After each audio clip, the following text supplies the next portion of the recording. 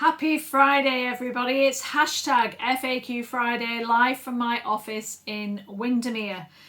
Now, this week's frequently asked questions has been a big one for the hospitality industry this last couple of weeks. And it is a scary one.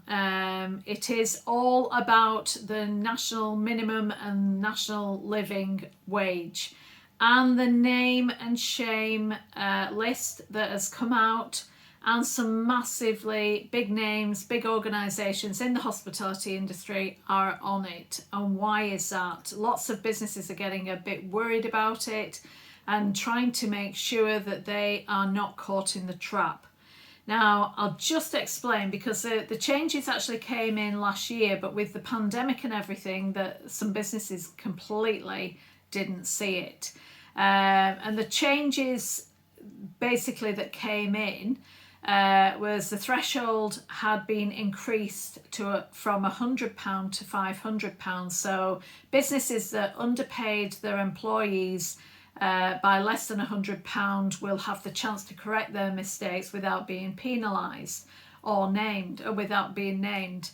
However, employers offering salary sacrifices and deduction schemes will no longer be subject to penalties if the scheme brings payment below the national minimum wage rate. However, this is a big however, deductions for uniform and other items connected with the worker's employment will continue to be penalised. And this has come, I think 47% of all the named and shamed list were employees on minimum wage or just above the minimum wage, had deductions from uniform or accommodation, which was bringing them below the minimum wage. And 30% of those who were named and shamed had failed to pay for the time they worked, and 19%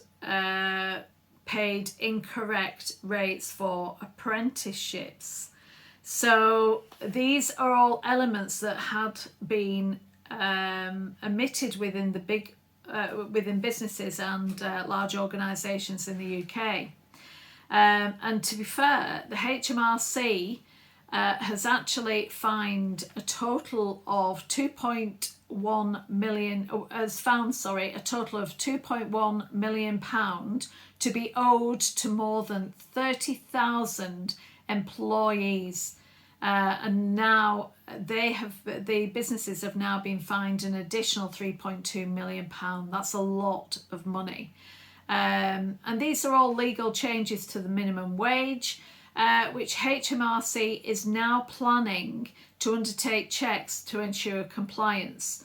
And they are publicly naming and shaming if you haven't updated your wage structure. So just to be clear, that I'm hoping you will all know anyway, the national living wage is £8.91 and the accommodation offset wage is £8.36.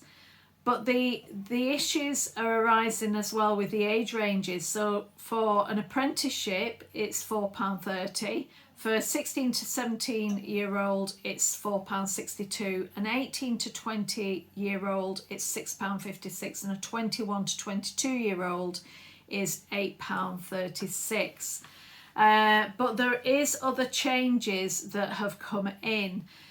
Because the government is widening the range of pay arrangements available to businesses employing salaried hours, which is a biggie in the hospitality industry.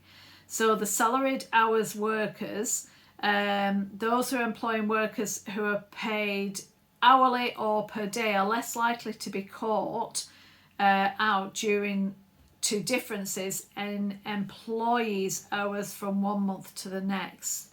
But the arrangements, the range of pay arrangements available to businesses employing salaried hours workers is obviously part of that now. So it's really important that you keep up to speed with the government national minimum wage or national living wage, and ensure that you are paying correctly, and any deductions will not impact negatively on your employees, because they will review and they will actually come and fine you, and then you will be on the name and shame list, which we don't want at all. So I hope that's helped. There's lots of information on the government site with exactly what you should be paying your team, and if you really struggle, speak to your accountant, who should know all the details. I hope that's helped, and as always, I'm here to help and support you. Please take care and have a great Friday, happy weekend, and see you soon. Take care.